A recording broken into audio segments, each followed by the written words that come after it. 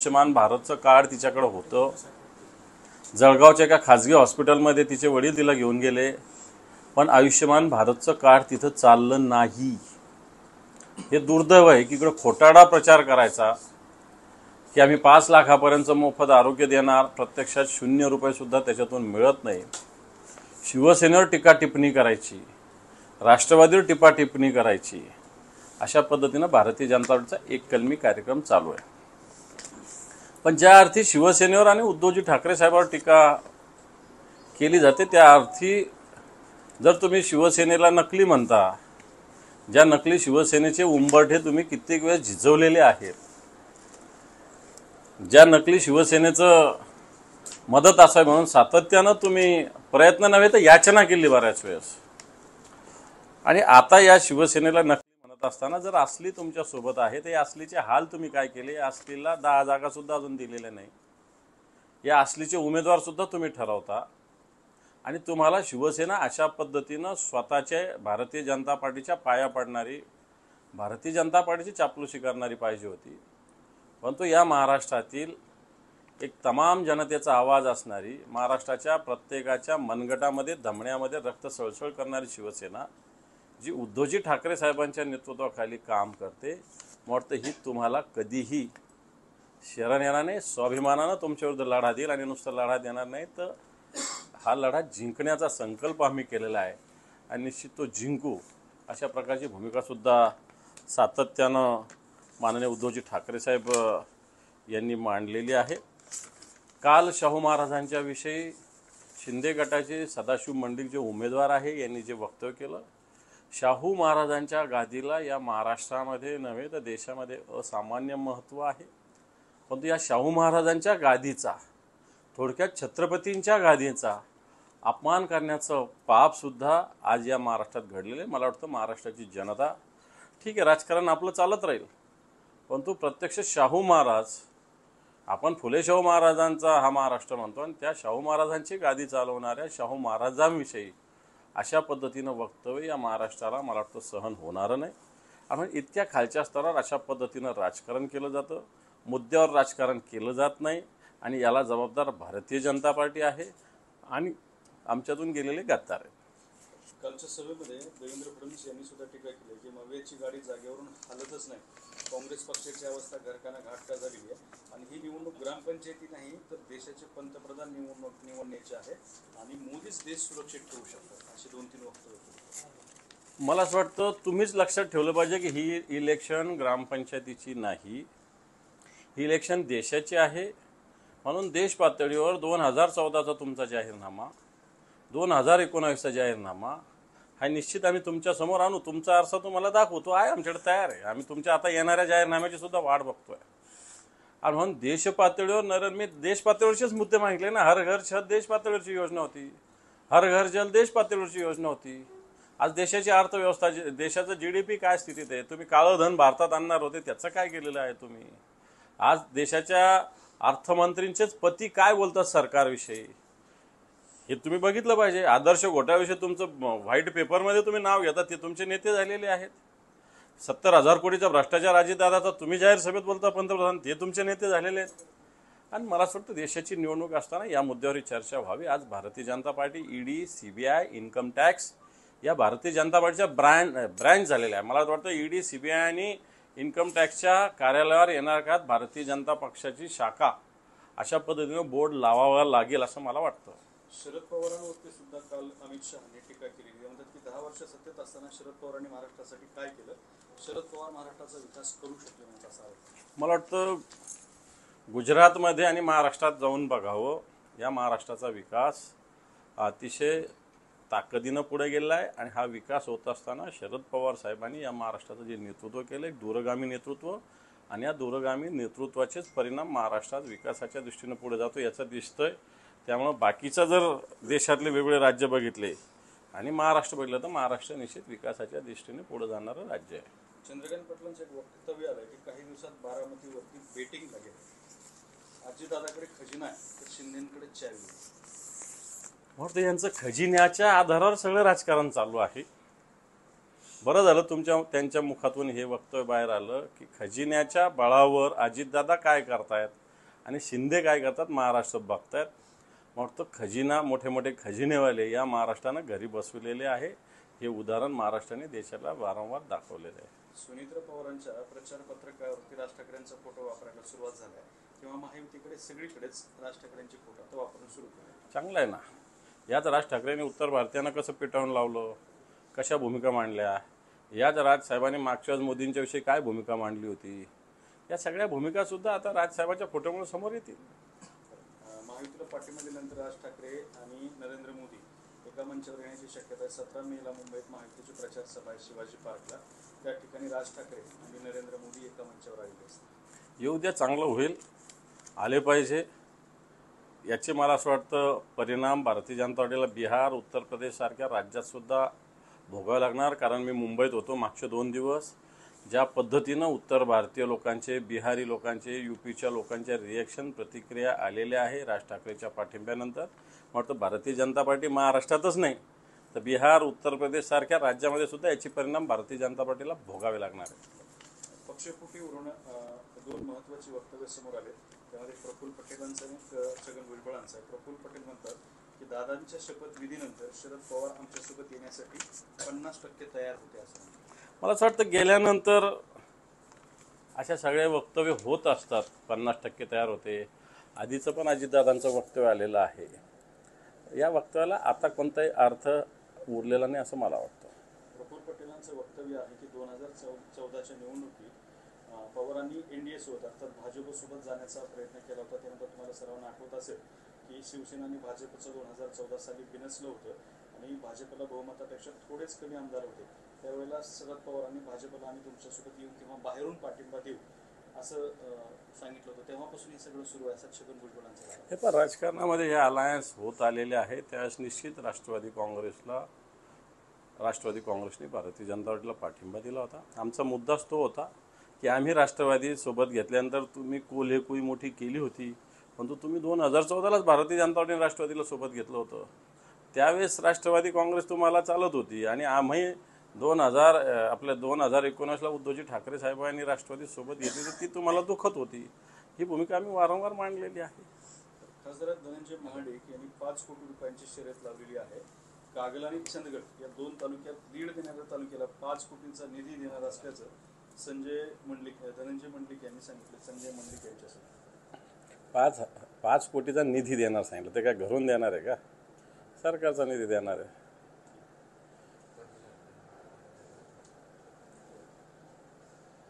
नितेश राणेंनी इशारा दिलाय की नारायण राणेंना मत नाही तर निधी नाही. ही धमकी, अशा धमकी लोक घाबरत नसतात. नारायण राणेंना ऑलरेडी जनतेनं विधानसभेलाच तिथं पाडलेलं आहे. मुंबईमध्ये सुद्धा गेले, तिथं सुद्धा पाडलेलं आहे. आणि मग तो इजा होत असताना तिसऱ्यांदा पुन्हा या लोकसभेला सुद्धा भारतीय जनता पार्टीला विशेषतः नारायण राणेंचा पराभव तिथली जनता करेल. अमोल कीर्तीकरांची ईडी मार्फत चौकशी सुरू आहे. या चौकशीमुळे गजानन कीर्तीकर हतबल झाले. ते शिंदे गटात असून ते म्हटले की संसद ताब्यात घ्या पण मित्र पक्षांचाही मान राखा. विरोधकांच्या मागे केंद्रीय यंत्रणांचा सासीमेरा लावणे ही भाजपने आणलेली नवी संस्कृती असं त्यांनी आरोप केला. घरचाच आहे रे हा त्यांना मिळालेला. पण अमोल कीर्तीकर ईडीला सामोरं जातात. सगळ्यांना माहिती आहे राजकीय हेतून या सगळ्या गोष्टी चालू आहे. अमोल कीर्तीकर एक मजबूत शिवसैनिक आहे, काही डगमगणार नाही. चंद्रकांत खैरे पहिल्यांदाच म्हणजे शिवसेना खरं तर गेल्या 30 वर्षामध्ये पहिल्यांदाच ईदगाह मैदानावरती पाहायला मिळाली. काय कारण आहे? कधी यापूर्वी तुम्ही शुभेच्छा दिल्या नाहीत इच्छा, मात्र काल मात्र आपले नेते ईदगाह मैदानावरती पाहिले. ईदगाहवर नाही, पहिल्यांदा गेले असतील, खैरेसाहेब असेल, आम्ही सगळे असू. परंतु मुस्लिम बांधवांच्या सगळ्या सणात, आनंदात आम्ही सुद्धा सातत्यानं सहभागी झालेलो आहोत. ईदगाहला पहिल्यांदा खैरेसाहेब गेले असतील. सगळ्या मुस्लिम बांधवांनी सातत्यानं निमंत्रण दिलं होतं, मलासुद्धा निमंत्रण दिलेलं होतं. आणि त्यामुळे मला असं वाटतं ईदगाहवर जाऊन मुस्लिम बांधवांना ईदच्या शुभेच्छा देणं काही पाप नाही आहे. सगळ्यांनी गुण्यागोविंदाने राहणं. ईदगाहवर गेलो म्हणून काय आम्ही काय हिंदुत्व सोडलं असं तेवढं याचा अर्थ होत असतो. मला असं वाटतं एक नवीन पाऊल पडत असेल शिवसेनेच्या वतीनं सगळ्यांना सोबत घेऊन जाण्याचं, आणि समोरच्यांचा पण तसं पाऊल पडत असेल तर याचं सगळ्यांनी स्वागत केलं पाहिजे असं मला वाटतं. आपल्याला काही मतं मिळतील असं वाटतं यावेळी, किंवा आपण साथ घालताय मुस्लिमांना की मोदींचा विरोध म्हणून आमच्या सोबत राहा? मला असं वाटतं मुस्लिम बांधव आज उद्धवजींच्या नेतृत्वाकडे मोठ्या प्रमाणावर आकर्षित झालेले आहेत. मी काल मुंबईत होतो, अनेक जे मुस्लिम पट्टेच्या पट्टे हे सगळे शिवसेनेच्या मागे 100% उभे आहेत. आणि मला वाटतं ही स्थिती महाराष्ट्रामध्ये सगळीकडे निर्माण होते.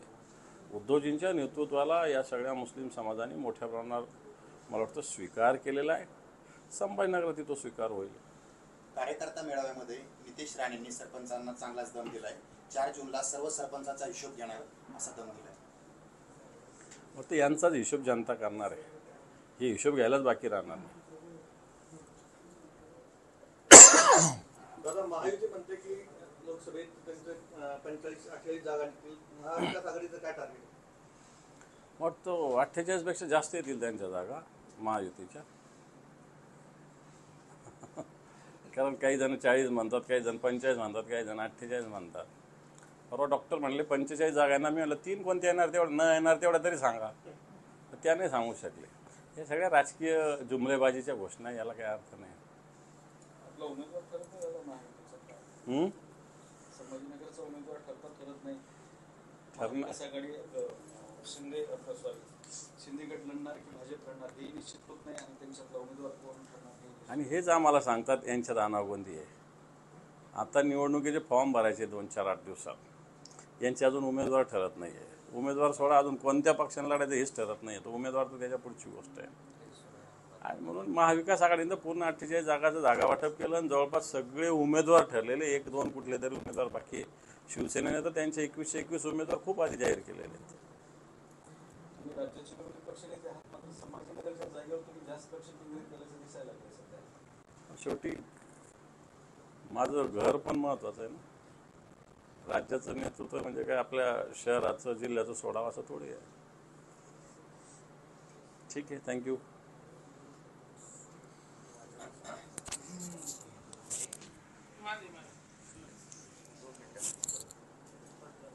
हळू आहे.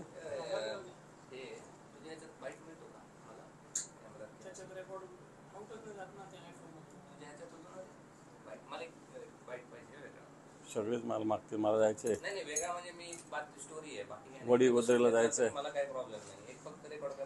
विचार ना मला. मेसेज कोणतरी मोबाईल मध्ये रेकॉर्ड कोण करते?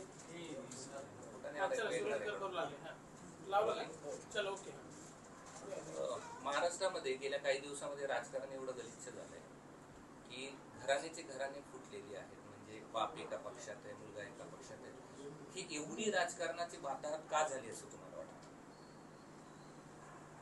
परवा एक शब्द राजसाहेबांनी मुंबईच्या सभेत वापरला, राजकीय व्याभिचार.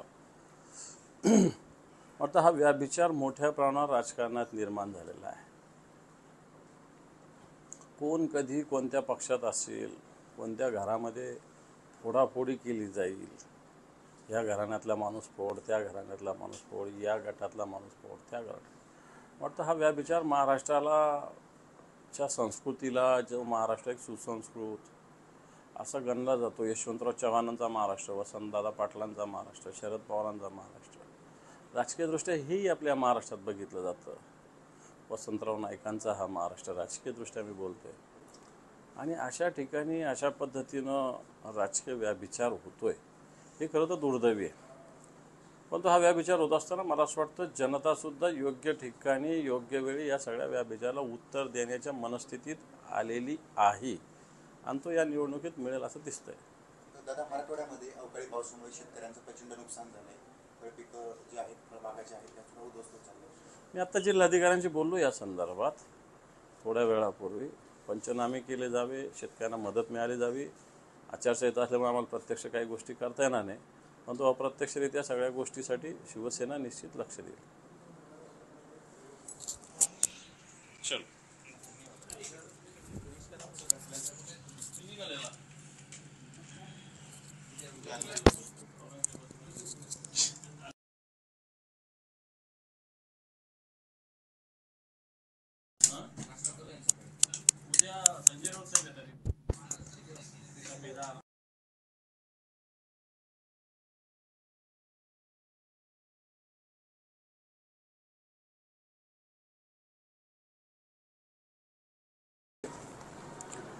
आणि असं असताना शिवसेनेला नकली म्हणणं, राष्ट्रवादी काँग्रेसवर नावं ठेवणं, खरं तर उद्धवजी ठाकरे साहेब आणि शिवसेना यांच्यावर टीका केल्याशिवाय तुमच्या सभेला कोणताही अर्थ उरत नाही. आणि म्हणून तुम्ही या महाराष्ट्राचा विकासासाठी काय केलं, या देशासाठी ज्या घोषणा केल्या होत्या मागच्या 2014 पासून, महागाईवर काय केलं, बहुत हो गई महंगाई की मार, अब की बार मोदी सरकार, त्याचं काय झालं, हर घर छतचं काय झालं, हर घर नलचं काय झालं. परवा सोयगावमध्ये एक मुलगी आपली वैष्णवी नावाची एक्सपायर झाली, आयुष्यमान भारतचं कार्ड तिच्याकडे होतं. जळगावच्या एका खाजगी हॉस्पिटलमध्ये तिचे वडील तिला घेऊन गेले, पण आयुष्यमान भारतचं कार्ड तिथं चाललं नाही. हे दुर्दैव आहे की इकडं खोटारडा प्रचार करायचा की आम्ही 5 लाखापर्यंत मोफत आरोग्य देणार, प्रत्यक्षात 0 रुपये सुद्धा त्याच्यातून मिळत नाही. शिवसेनेवर टीका टिप्पणी करायची, राष्ट्रवादीवर टीका टिप्पणी करायची, अशा पद्धतीनं भारतीय जनता पार्टीचा एक कलमी कार्यक्रम चालू आहे.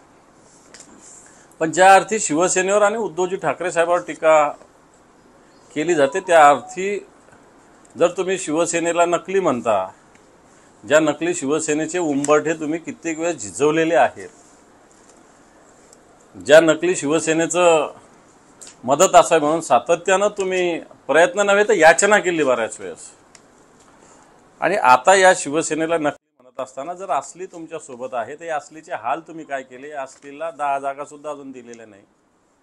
या असलीचे उमेदवार सुद्धा तुम्ही ठरवता, आणि तुम्हाला शिवसेना अशा पद्धतीनं स्वतःच्या भारतीय जनता पार्टीच्या पाया पडणारी, भारतीय जनता पार्टीची चापलुसी करणारी पाहिजे होती. परंतु या महाराष्ट्रातील एक तमाम जनतेचा आवाज असणारी, महाराष्ट्राच्या प्रत्येकाच्या मनगटामध्ये धमण्यामध्ये रक्त सळसळ करणारी शिवसेना, जी उद्धवजी ठाकरे साहेबांच्या नेतृत्वाखाली काम करते, मला वाटतं ही तुम्हाला कधीही शरण येणार नाही. स्वाभिमानानं तुमच्याविरुद्ध लढा देईल, आणि नुसतं लढा देणार नाही तर हा लढा जिंकण्याचा संकल्प आम्ही केलेला आहे, आणि निश्चित तो जिंकू, अशा प्रकारची भूमिकासुद्धा सातत्यानं माननीय उद्धवजी ठाकरे साहेब यांनी मांडलेली आहे. काल शाहू महाराजांच्या विषयी शिंदे गटाचे सदाशिव मंडिक जे उमेदवार आहे यांनी जे वक्तव्य केलं, शाहू महाराजांच्या गादीला या महाराष्ट्रामध्ये नव्हे तर देशामध्ये असामान्य महत्त्व आहे. परंतु या शाहू महाराजांच्या गादीचा, थोडक्यात छत्रपतींच्या गादीचा अपमान करण्याचं पापसुद्धा आज या महाराष्ट्रात घडलेलं आहे. मला वाटतं महाराष्ट्राची जनता, ठीक आहे राजकारण आपलं चालत राहील, परंतु प्रत्यक्ष शाहू महाराज, आपण फुले शाहू महाराजांचा हा महाराष्ट्र म्हणतो, आणि त्या शाहू महाराजांची गादी चालवणाऱ्या शाहू महाराजांविषयी अशा पद्धतीनं वक्तव्य या महाराष्ट्राला मला वाटतं सहन होणारं नाही. आणि इतक्या खालच्या स्तरावर अशा पद्धतीनं राजकारण केलं जातं, मुद्द्यावर राजकारण केलं जात नाही, आणि याला जबाबदार भारतीय जनता पार्टी आहे आणि आमच्यातून गेलेले गद्दार आहेत. कालच्या सभेमध्ये देवेंद्र फडणवीस यांनी सुद्धा टीका केली की मवेची गाडी जागेवरून हलतच नाही, काँग्रेस पक्षाची अवस्था घरकाना घाट का झालेली आहे, आणि ही निवडणूक ग्रामपंचायती नाही तर देशाचे पंतप्रधान निवडण्याचे आहे, आणि मोदीच देश सुरक्षित ठेवू शकतात, अशी 2-3 वक्तव्य.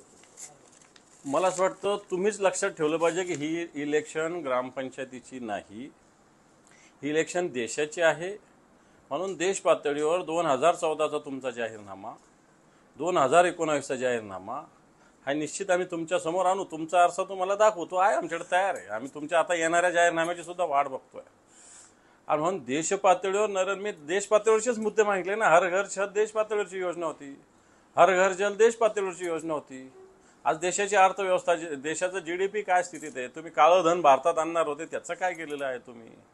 आज देशाच्या अर्थमंत्रींचेच पती काय बोलतात सरकारविषयी हे तुम्ही बघितलं पाहिजे. आदर्श घोटाळ्याविषयी तुमचं व्हाईट पेपरमध्ये तुम्ही नाव घेता, ते तुमचे नेते झालेले आहेत. 70,000 कोटीचा भ्रष्टाचार अजितदादाचा तुम्ही जाहीर सभेत बोलता पंतप्रधान, ते तुमचे नेते झालेले आहेत.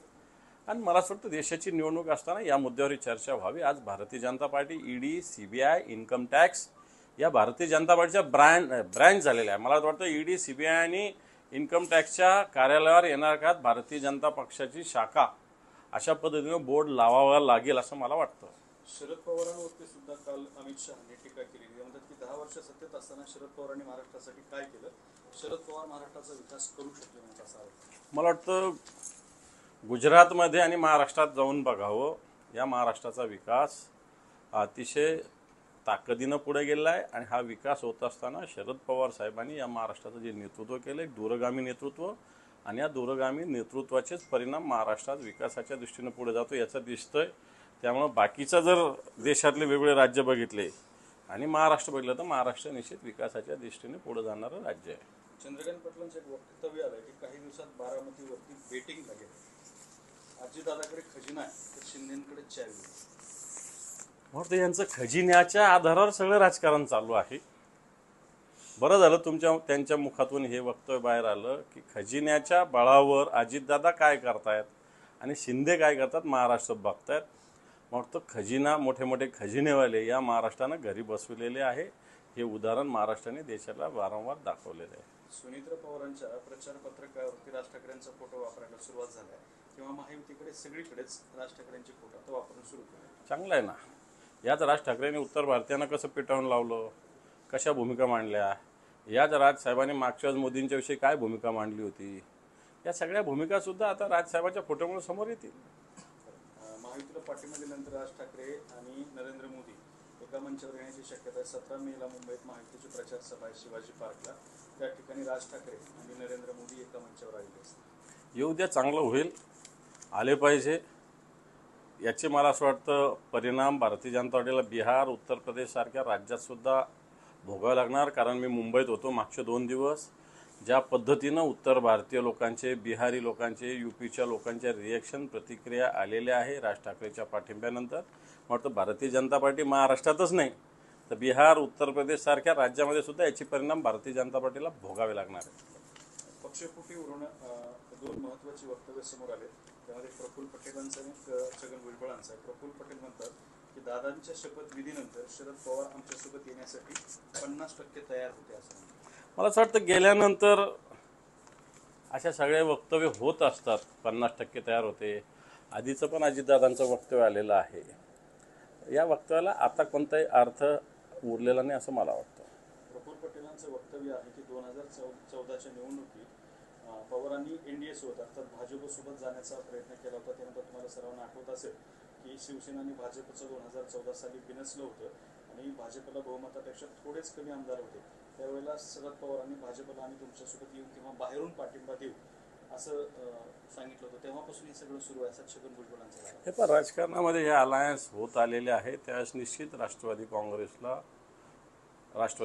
भारतीय जनता पार्टीला पाठिंबा दिला होता. आमचा मुद्दाच तो होता की आम्ही राष्ट्रवादी सोबत घेतल्यानंतर तुम्ही कोल्हेकुई मोठी केली होती, परंतु तुम्ही 2014लाच भारतीय जनता पार्टीने राष्ट्रवादीला सोबत घेतलं होतं. त्यावेळेस राष्ट्रवादी काँग्रेस तुम्हाला चालत होती आणि आम्ही 2019ला उद्धवजी ठाकरे साहेबांनी राष्ट्रवादी सोबत घेतली तर ती तुम्हाला दुखत होती. ही भूमिका आम्ही वारंवार मांडलेली आहे. खासदार धनंजय महाडिक यांनी 5 कोटी रुपयांची शर्यत लावलेली आहे. कागल आणि चंदगड या 2 तालुक्यात, 1.5 देणाऱ्या तालुक्याला 5 कोटींचा निधी देणार असल्याचं धनंजय मंडलिक यांनी सांगितलं. संजय मंडलिक यांच्यासमोर 5 कोटीचा निधी देणार सांगितलं. ते काय घरून देणार आहे का? सरकारचा निधी देणार आहे.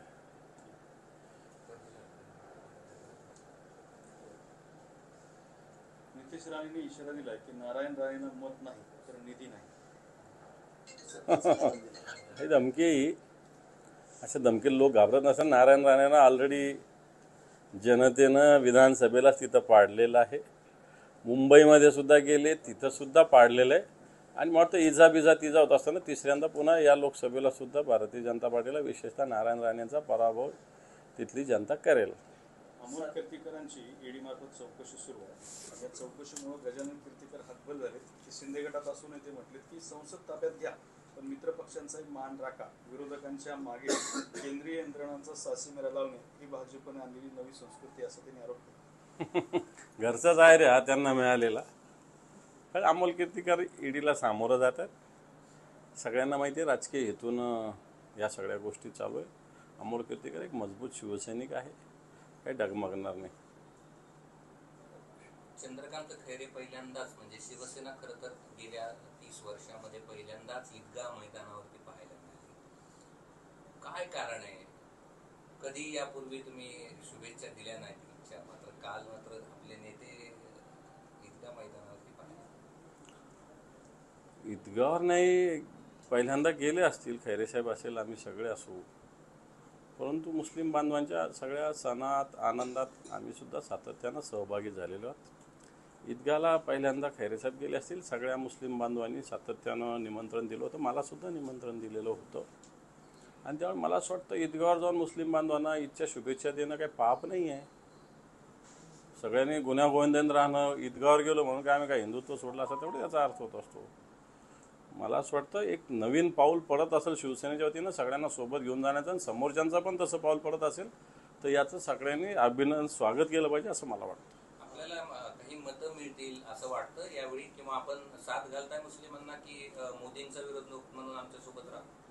मला असं वाटतं मुस्लिम बांधव आज उद्धवजींच्या नेतृत्वाकडे मोठ्या प्रमाणावर आकर्षित झालेले आहेत. मी काल मुंबईत होतो, अनेक जे मुस्लिम पट्टेच्या पट्टे हे सगळे शिवसेनेच्या मागे 100% उभे आहेत. आणि मला वाटतं ही स्थिती महाराष्ट्रामध्ये सगळीकडे निर्माण होते. उद्धवजींच्या नेतृत्वाला या सगळ्या मुस्लिम समाजाने मोठ्या प्रमाणावर मला वाटतं स्वीकार केलेला आहे. संभाजीनगरात तो स्वीकार होईल. कार्यकर्ता मेळाव्यामध्ये नितेश राणेंनी सरपंचांना चांगलाच दम दिलाय.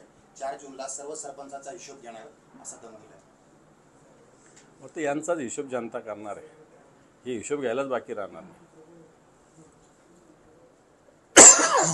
दादा, महायुती म्हणते की लोकसभेत त्यांचं 45-48 जागा निघतील. महाविकास आघाडीचं काय टार्गेट आहे? वाटतं 48पेक्षा जास्त येतील त्यांच्या जागा महायुतीच्या. कारण काही जण 40 म्हणतात, काही जण 45 म्हणतात, काही जण 48 म्हणतात. परवा डॉक्टर म्हणले 45 जागांना. मी म्हणलं 3 कोणत्या येणार, तेवढं न येणार तेवढ्या तरी सांगा. तर त्या नाही सांगू शकले. हे सगळ्या राजकीय जुमलेबाजीच्या घोषणा, याला काही अर्थ नाही. आपला उमेदवार ठरत नाही दादा महायुतीचा. संभाजीनगरचा उमेदवार ठरत नाही. महाविकास आघाडी शिंदे गट लढणार की भाजप लढणार हे निश्चित होत नाही, आणि त्यांच्यातला उमेदवार कोण ठरणार आणि हेच आम्हाला सांगतात यांच्यात अनागोंदी आहे. आता निवडणुकीचे फॉर्म भरायचे 2-4-8 दिवसात, यांचे अजून उमेदवार ठरत नाही आहे. उमेदवार सोडा, अजून कोणत्या पक्षाने लढायचं हेच ठरत नाही. तो उमेदवार तर त्याच्या पुढची गोष्ट आहे. आणि म्हणून महाविकास आघाडीनं पूर्ण 48 जागाचं जागा वाटप केलं, आणि जवळपास सगळे उमेदवार ठरलेले, 1-2 कुठले तरी उमेदवार बाकी आहे. शिवसेनेने तर त्यांचे 2121 उमेदवार खूप आधी जाहीर केलेले आहेत. राज्याचे विरोधी पक्षनेते आहात, मात्र संभाजीनगरच्या जागेवर तुम्ही जास्त लक्ष केंद्रित केल्याचं दिसायला लागलं सध्या. शेवटी माझं घर पण महत्त्वाचं आहे ना. राज्याचं नेतृत्व म्हणजे काय आपल्या शहराचं जिल्ह्याचं सोडावं असं थोडी आहे. ठीक आहे, थँक्यू.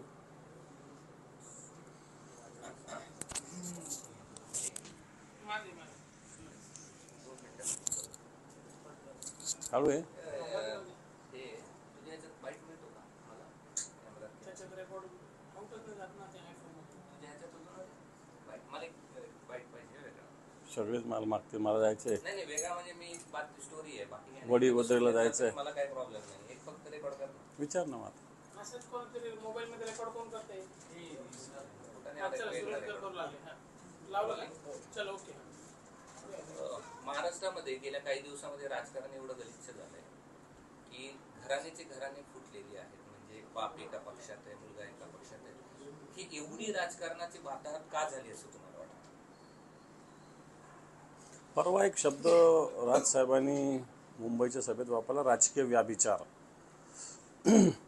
आता हा व्याभिचार मोठ्या प्रमाणावर राजकारणात निर्माण झालेला आहे. कोण कधी कोणत्या पक्षात असेल, कोणत्या घरामध्ये फोडाफोडी केली जाईल, या घराण्यातला माणूस फोड, त्या घराण्यातला माणूस फोड, या गटातला माणूस फोड, त्या गटात. वाटतं हा व्याभिचार महाराष्ट्राच्या संस्कृतीला, जो महाराष्ट्र एक सुसंस्कृत असा गणला जातो. यशवंतराव चव्हाणांचा महाराष्ट्र, वसंतदादा पाटलांचा महाराष्ट्र, शरद पवारांचा महाराष्ट्र, राजकीयदृष्ट्या हेही आपल्या महाराष्ट्रात बघितलं जातं. वसंतराव नाईकांचा हा महाराष्ट्र राजकीयदृष्ट्या मी बोलतोय. आणि अशा ठिकाणी अशा पद्धतीनं राजकीय व्याभिचार होतोय, हे खरं तर दुर्दैवी आहे. पण तो हा व्याभिचार होत असताना मला असं वाटतं जनतासुद्धा योग्य ठिकाणी योग्य वेळी या सगळ्या व्याभिचाराला उत्तर देण्याच्या मनस्थितीत आलेली आहे, आणि तो या निवडणुकीत मिळेल असं दिसतंय. दादा, मराठवाड्यामध्ये अवकाळी पावसामुळे शेतकऱ्यांचं प्रचंड नुकसान झालंय. पिकं जे आहेत, फळबागाचे आहेत, त्याचं उद्ध्वस्त चाललंय. मी आत्ता जिल्हाधिकाऱ्यांशी बोललो या संदर्भात थोड्या वेळापूर्वी. पंचनामे केले जावे, शेतकऱ्यांना मदत मिळाली जावी. आचारसंहिता असल्यामुळे आम्हाला प्रत्यक्ष काही गोष्टी करता येणार नाही, परंतु अप्रत्यक्षरित्या सगळ्या गोष्टीसाठी शिवसेना निश्चित लक्ष देईल. चल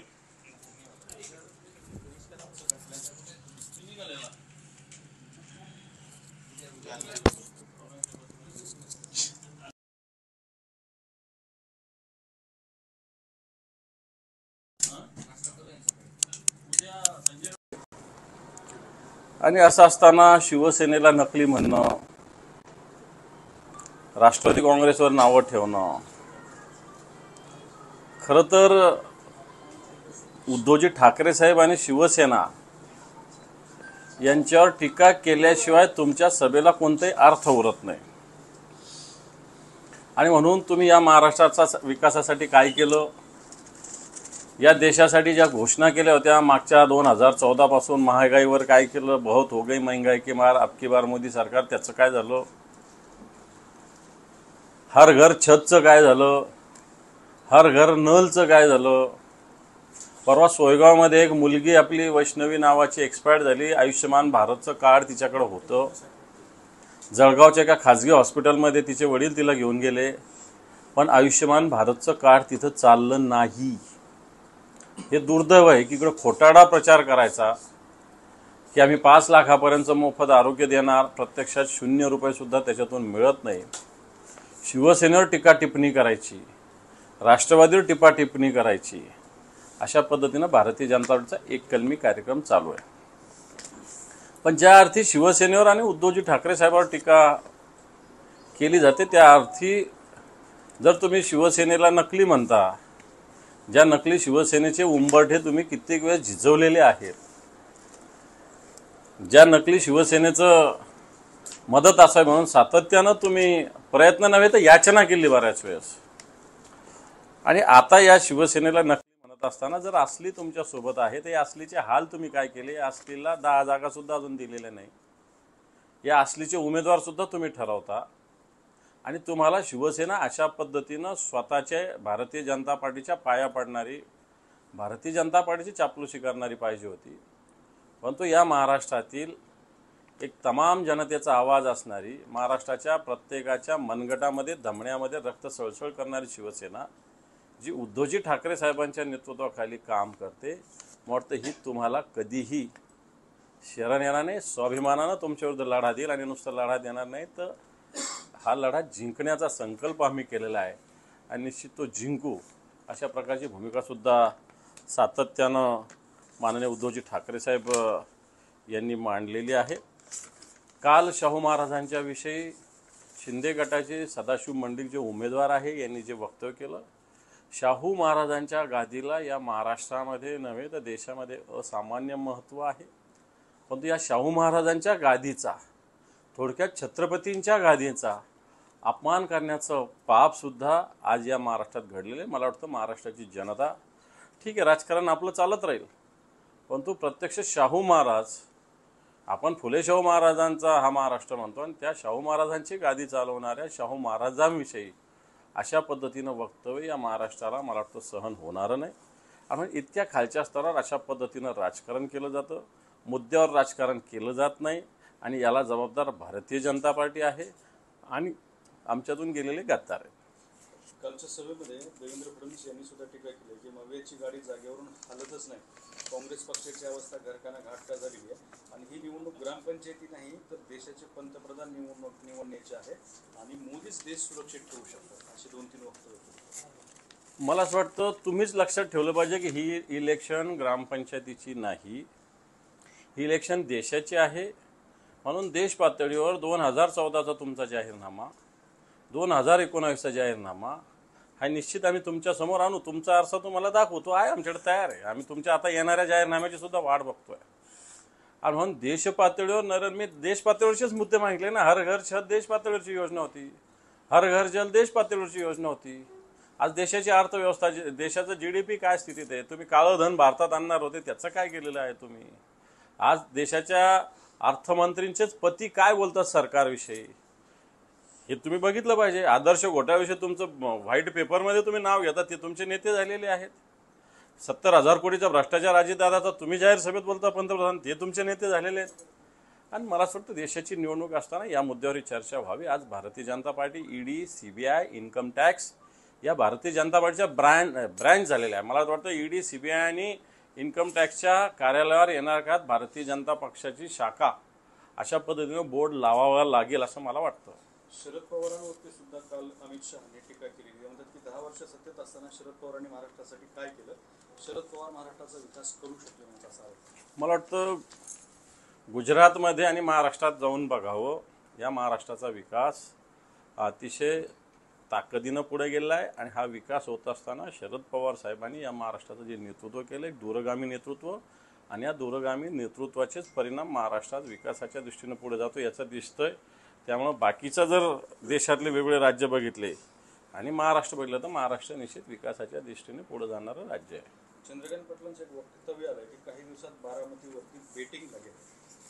अजितदादाकडे खजिना आहे तर शिंदेकडे चावी. म्हणून यांचं खजिन्याच्या आधारावर सगळं राजकारण चालू आहे. बरं झालं त्यांच्या मुखातून हे वक्तव्य बाहेर आलं की खजिन्याच्या बळावर अजितदादा काय करतायत आणि शिंदे काय करतात महाराष्ट्र बघतायत. मग खजिना, मोठे मोठे खजिनेवाले या महाराष्ट्रानं घरी बसविलेले आहे. हे उदाहरण महाराष्ट्राने देशाला वारंवार दाखवलेलं आहे. सुनीत्र पवारांच्या प्रचार पत्रकावरती राज ठाकरेंचा फोटो वापरायला सुरुवात झाली आहे किंवा महायुतीकडे सगळीकडेच राज ठाकरेंचे फोटो आता वापरून सुरू केले. चांगलं आहे ना. याच राज ठाकरेंनी उत्तर भारतीयांना कसं पेटावून लावलं, कशा भूमिका मांडल्या, याच राजसाहेबांनी मागच्या मोदींच्या विषयी काय भूमिका मांडली होती, या सगळ्या भूमिकासुद्धा आता राजसाहेबांच्या फोटोमुळे समोर येतील. महायुतीला पाठिंबा दिल्यानंतर राज ठाकरे आणि नरेंद्र मोदी एका मंचावर येण्याची शक्यता आहे. 17 मेला मुंबईत महायुतीची प्रचार सभा आहे शिवाजी पार्कला. त्या ठिकाणी राज ठाकरे आणि नरेंद्र मोदी एका मंचावर आलेले असतात. येऊ द्या, चांगलं होईल, आले पाहिजे. याचे मला असं वाटतं परिणाम भारतीय जनता पार्टीला बिहार, उत्तर प्रदेश सारख्या राज्यात सुद्धा भोगावे लागणार. कारण मी मुंबईत होतो मागचे 2 दिवस. ज्या पद्धतीनं उत्तर भारतीय लोकांचे, बिहारी लोकांचे, यूपीच्या लोकांच्या रिॲक्शन, प्रतिक्रिया आलेल्या आहे राज ठाकरेच्या पाठिंब्यानंतर. वाटतं भारतीय जनता पार्टी महाराष्ट्रातच नाही तर बिहार, उत्तर प्रदेश सारख्या राज्यामध्ये सुद्धा याचे परिणाम भारतीय जनता पार्टीला भोगावे लागणार आहेत. पक्षफुटीवरून 2 महत्त्वाची वक्तव्य समोर आले. त्यामध्ये प्रफुल्ल पटेलांचं आणि छगन भुजबळांचं आहे. प्रफुल्ल पटेल म्हणतात की दादांच्या शपथविधीनंतर शरद पवार आमच्यासोबत येण्यासाठी 50% तयार होते असं. मला असं वाटतं गेल्यानंतर अशा सगळ्या वक्तव्य होत असतात. 50% तयार होते. आधीचं पण अजितदादांचं वक्तव्य आलेलं आहे. या वक्तव्याला आता कोणताही अर्थ उरलेला नाही असं मला वाटतं. प्रफुल्ल पटेलांचं वक्तव्य आहे की 2014च्या निवडणुकीत पवारांनी एनडीए सोबत अर्थात भाजपसोबत जाण्याचा प्रयत्न केला होता. त्यानंतर तुम्हाला सर्वांना आठवत असेल की शिवसेना आणि भाजपचं 2014 साली बिनसलं होतं आणि भाजपला बहुमतापेक्षा थोडेच कमी आमदार होते. त्यावेळेला शरद पवारांनी भाजपला आम्ही तुमच्यासोबत येऊ किंवा बाहेरून पाठिंबा देऊ असं सांगितलं होतं. तेव्हापासून हे सगळं सुरू आहे असं छगन भुजबळांचं. हे पण राजकारणामध्ये हे अलायन्स होत आलेले आहे. त्यावेळेस निश्चित राष्ट्रवादी काँग्रेसने भारतीय जनता पार्टीला पाठिंबा दिला होता. आमचा मुद्दाच तो होता की आम्ही राष्ट्रवादी सोबत घेतल्यानंतर तुम्ही कोल्हेकुई मोठी केली होती, परंतु तुम्ही 2014लाच भारतीय जनता पार्टीने राष्ट्रवादीला सोबत घेतलं होतं.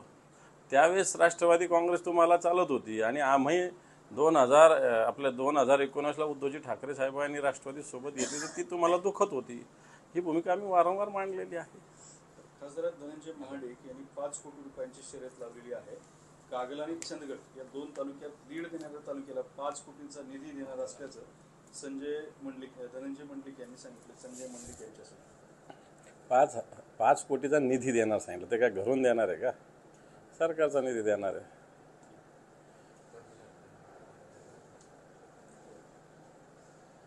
नितेश राणेंनी इशारा दिलाय की नारायण राणेंना मत नाही तर निधी नाही.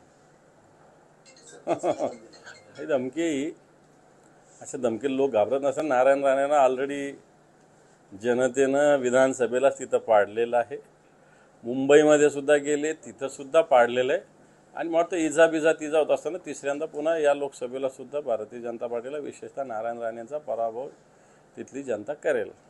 अमोल कीर्तीकरांची ईडी मार्फत चौकशी सुरू आहे. या चौकशीमुळे गजानन कीर्तीकर हतबल झाले. ते शिंदे गटात असून ते म्हटले की संसद ताब्यात घ्या पण मित्र पक्षांचाही मान राखा. विरोधकांच्या मागे केंद्रीय यंत्रणांचा सासी मेरा लावणे ही भाजपने आणलेली नवी संस्कृती असं त्यांनी आरोप केला. घरचाच आहे रे हा त्यांना मिळालेला.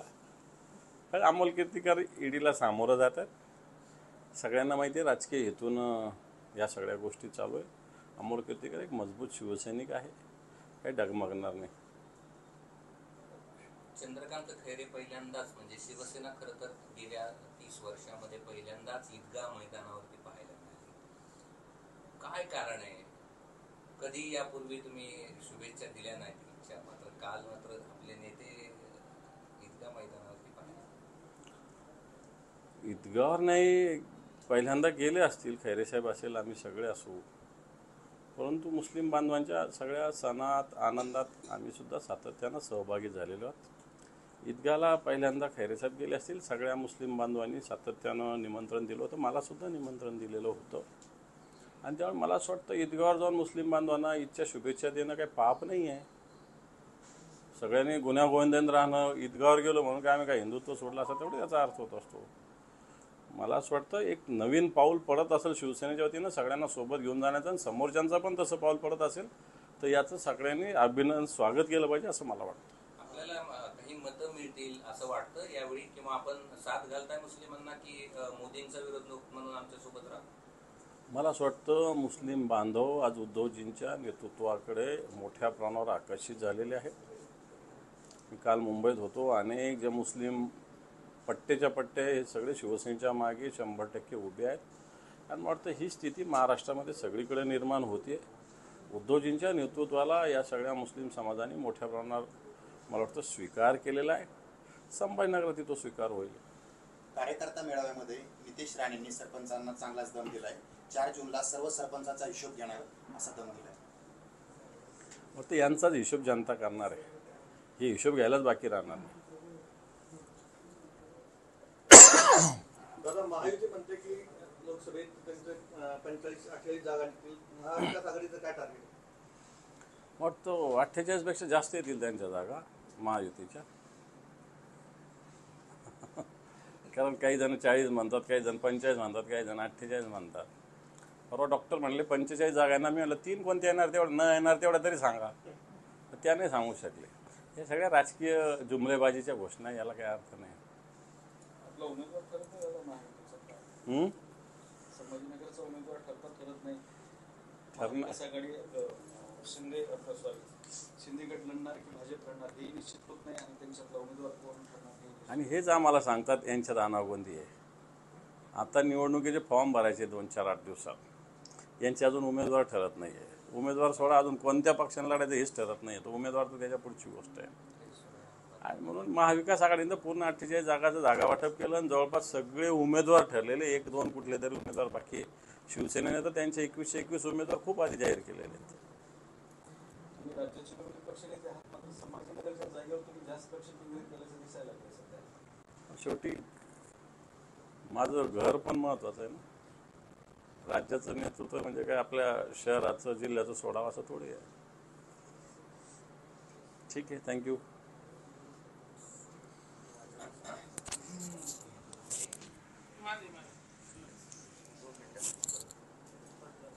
हळू आहे. त्याच्यात रेकॉर्ड आउटच नाही जात ना त्या आयफोनमध्ये. सगळेच मला मागतील, मला जायचंय. नाही वेगळा म्हणजे मी स्टोरी आहे, बाकी काही वडी नाही. वद्रेला जायचंय. मला काही प्रॉब्लेम नाही. एक फक्त रेकॉर्ड कर. विचार ना मला. मेसेज कोणतरी मोबाईलमध्ये रेकॉर्ड कोण करते? चला सुरेश करू लागले. लावलं का? चला ओके. महाराष्ट्रामध्ये गेल्या काही दिवसामध्ये राजकारण एवढं गलिच्छ झालंय की घराण्याची घराणे फुटलेली आहेत. म्हणजे बाप एका पक्षात आहे, मुलगा एका पक्षात आहे. ही एवढी राजकारणाची वाताहत का झाली असं तुम्हाला वाटतं? परवा एक शब्द राजसाहेबांनी मुंबईच्या सभेत वापरला, राजकीय व्याभिचार. आता हा व्याभिचार मोठ्या प्रमाणावर राजकारणात निर्माण झालेला आहे. कोण कधी कोणत्या पक्षात असेल, कोणत्या घरामध्ये फोडाफोडी केली जाईल, या घराण्यातला माणूस फोड, त्या घराण्यातला माणूस फोड, या गटातला माणूस फोड, त्या गटात. वाटतं हा व्याभिचार महाराष्ट्राच्या संस्कृतीला, जो महाराष्ट्र एक सुसंस्कृत असा गणला जातो. यशवंतराव चव्हाणांचा महाराष्ट्र, वसंतदादा पाटलांचा महाराष्ट्र, शरद पवारांचा महाराष्ट्र, राजकीयदृष्ट्या हेही आपल्या महाराष्ट्रात बघितलं जातं. वसंतराव नाईकांचा हा महाराष्ट्र राजकीयदृष्ट्या मी बोलतोय. आणि अशा ठिकाणी अशा पद्धतीनं राजकीय व्याभिचार होतोय हे खरं तर दुर्दैवी आहे. पण तो हा व्याभिचार होत असताना मला असं वाटतं जनतासुद्धा योग्य ठिकाणी योग्य वेळी या सगळ्या व्याभिचाराला उत्तर देण्याच्या मनस्थितीत आलेली आहे आणि तो या निवडणुकीत मिळेल असं दिसतंय. दादा, मराठवाड्यामध्ये अवकाळी पावसामुळे शेतकऱ्यांचं प्रचंड नुकसान झालंय. फळपिकं जी आहेत, फळबागाची आहेत, त्याचं उद्ध्वस्त चाललंय. मी आत्ता जिल्हाधिकाऱ्यांशी बोललो या संदर्भात थोड्या वेळापूर्वी. पंचनामे केले जावे, शेतकऱ्यांना मदत मिळाली जावी. आचारसंहिता असल्यामुळे आम्हाला प्रत्यक्ष काही गोष्टी करता येणार नाही, पण तो अप्रत्यक्षरित्या सगळ्या गोष्टीसाठी शिवसेना निश्चित लक्ष देईल. चल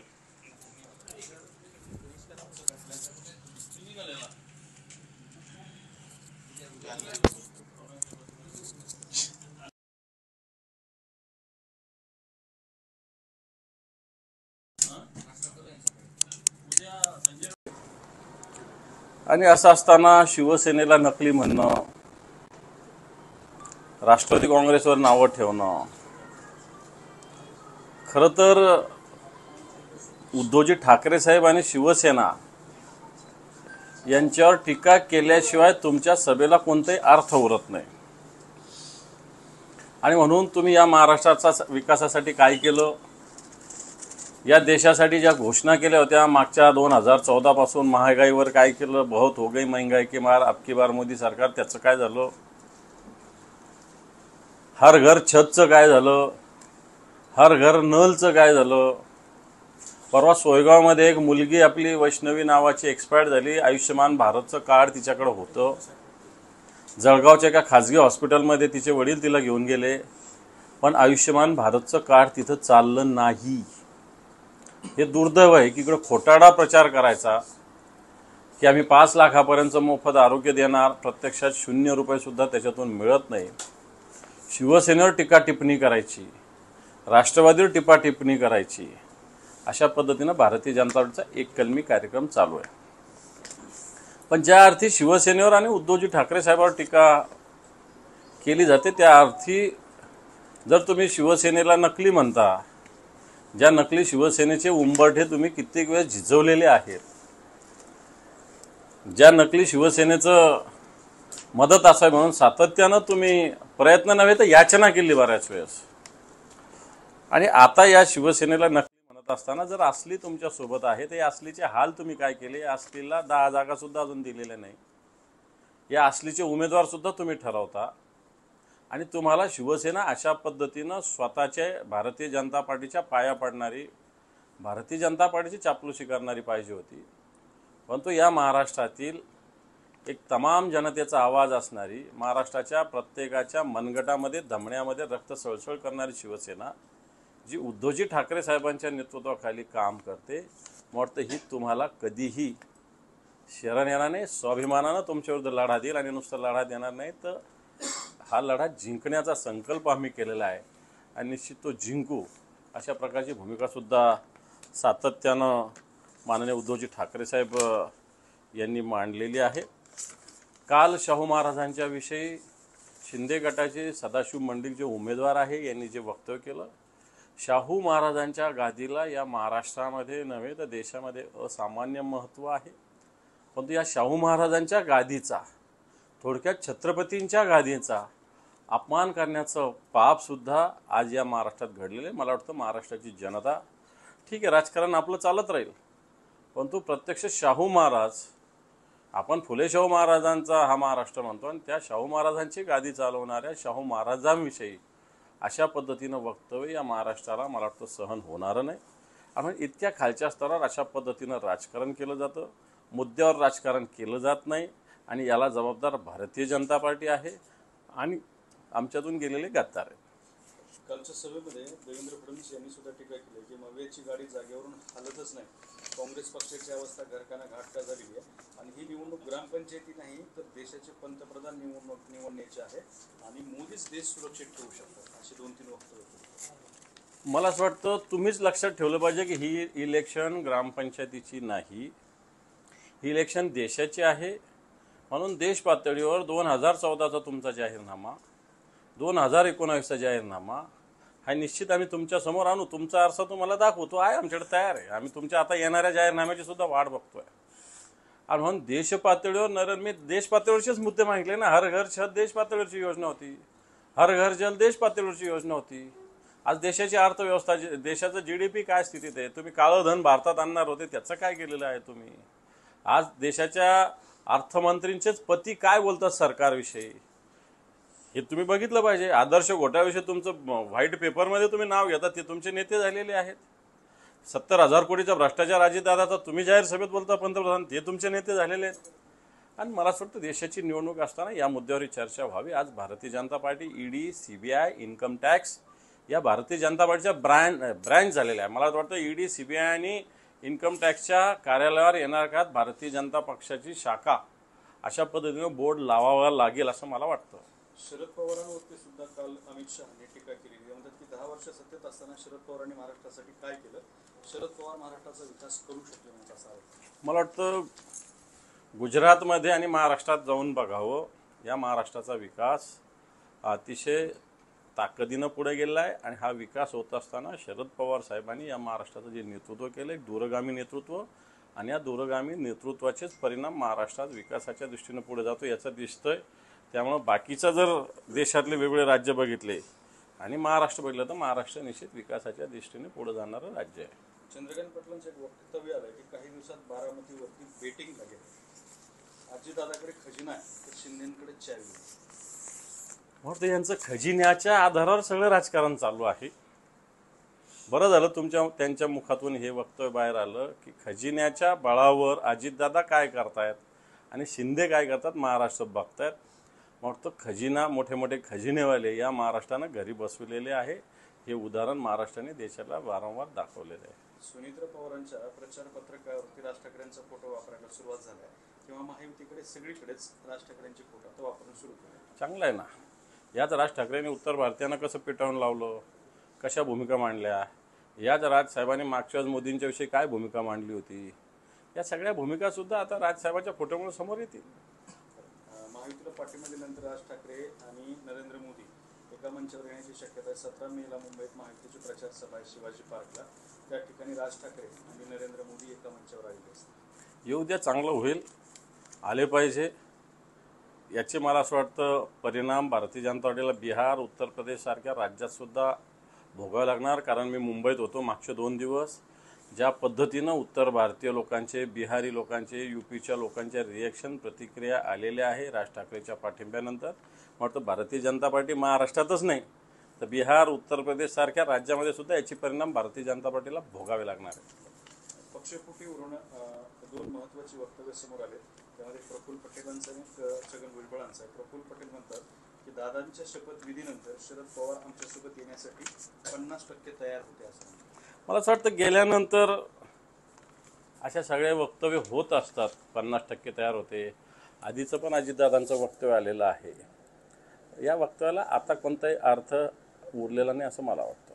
प्रफुल्ल पटेलांचं वक्तव्य आहे की 2014च्या निवडणुकीत पवारांनी NDA सोबत अर्थात भाजपसोबत जाण्याचा प्रयत्न केला होता. त्यानंतर तुम्हाला सर्वांना आठवत असेल की शिवसेना आणि भाजपचं 2014 साली बिनसलं होतं आणि भाजपला बहुमतापेक्षा थोडेच कमी आमदार होते. त्यावेळेला शरद पवारांनी भाजपला आम्ही तुमच्यासोबत येऊ किंवा बाहेरून पाठिंबा देऊ असं सांगितलं होतं. तेव्हापासून हे सगळं सुरू आहे असं छगन भुजबळांचं आहे. हे पण राजकारणामध्ये हे अलायन्स होत आलेले आहे. त्यावेळेस निश्चित राष्ट्रवादी काँग्रेसने भारतीय जनता पार्टीला पाठिंबा दिला होता. आमचा मुद्दाच तो होता की आम्ही राष्ट्रवादी सोबत घेतल्यानंतर तुम्ही कोल्हेकुई मोठी केली होती, परंतु तुम्ही 2014लाच भारतीय जनता पार्टीने राष्ट्रवादीला सोबत घेतलं होतं. त्यावेळेस राष्ट्रवादी काँग्रेस तुम्हाला चालत होती आणि आम्ही 2019ला उद्धवजी ठाकरे साहेबांनी राष्ट्रवादी सोबत घेतली तर ती तुम्हाला दुखत होती. ही भूमिका आम्ही वारंवार मांडलेली आहे. खासदार धनंजय महाडिक यांनी 5 कोटी रुपयांची शर्यत लावलेली आहे.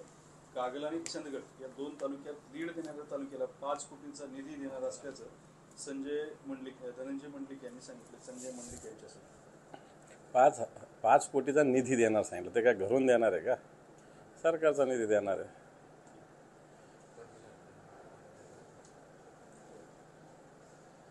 नितेश राणेंनी इशारा दिलाय की नारायण राणेंना मत नाही तर निधी नाही.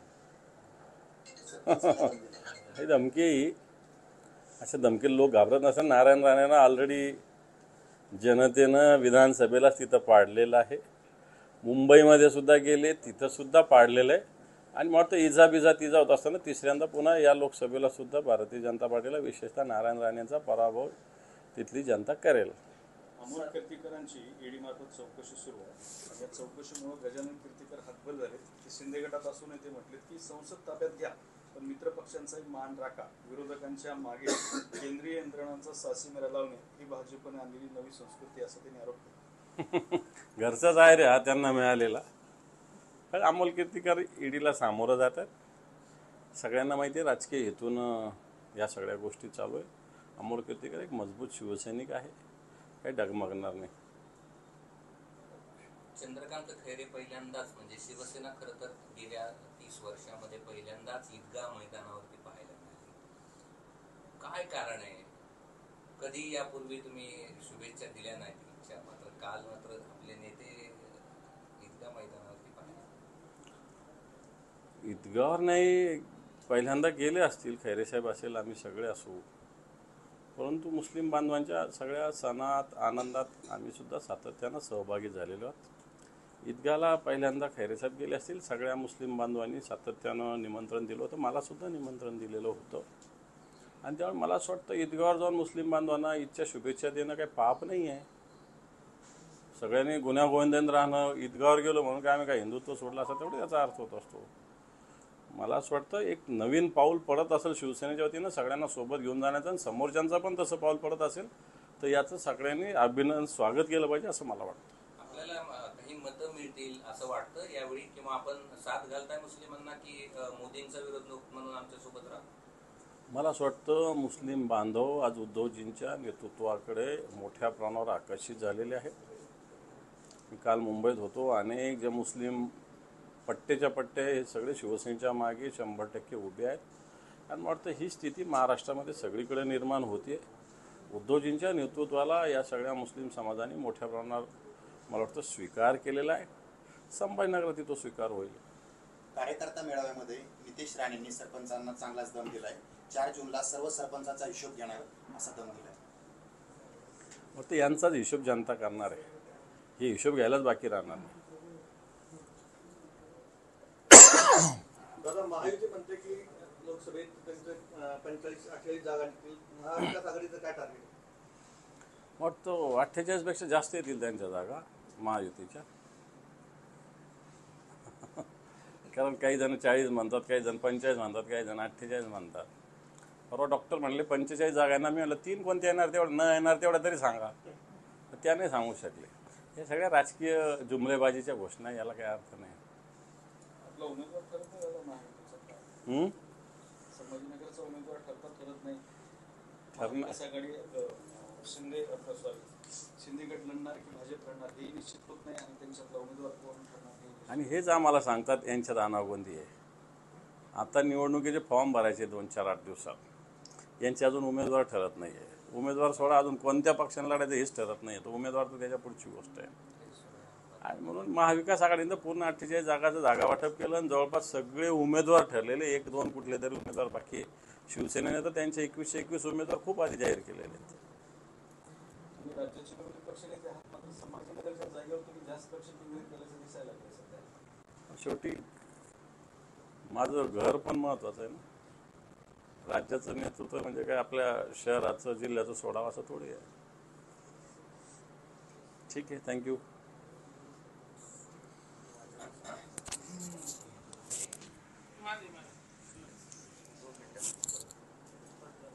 चालू आहे.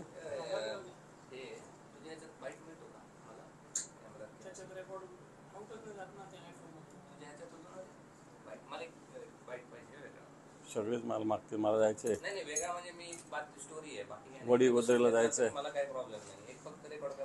विचार ना मला. मेसेज कोणतरी मोबाईल मध्ये रेकॉर्ड कोण करते? चलो ओके.